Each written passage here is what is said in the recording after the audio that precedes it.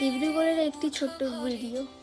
ডিব্রুগড় তো তোমরা নিশ্চয়ই শুনেছো, যেখানে রোগীদের নিয়ে যাওয়া হয়। আর সেভাবেই আমিও ছিলাম সেই দিনের রোগী, ঠিক আছে, পেশেন্ট।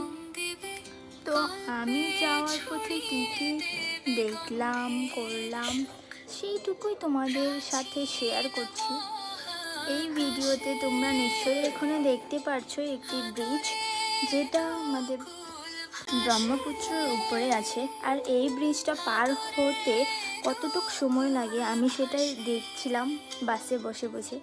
তো আই থিঙ্ক 7 মিনিট লাগে এটা পার হতে। তো ব্রিজটা খুবই সুন্দর করে বানিয়েছে, বগিবিল ব্রিজ, সবাই জানোই, তাও আমি বলে দিলাম। ওকে, তো তারপর আমি মেডিকেলের ভিতরে গিয়ে অনেক আমাকে টেস্ট করতে বললো। তো আমি টেস্ট করে ডক্টর দেখিয়ে নিলাম, গাইনো ডক্টর। তারপর সেই সকালবেলা গিয়েছি, তারপর তো নিশ্চয়ই খিদে পাবে সবার। তো আমরা ওখানে একটি হোটেল ছিল, তো সেখানে গিয়ে আমরা ভাত খেয়ে নিয়েছি। দাদু গিয়েছিল, দিদারন গিয়েছিল, আমি আর মা আর বোন।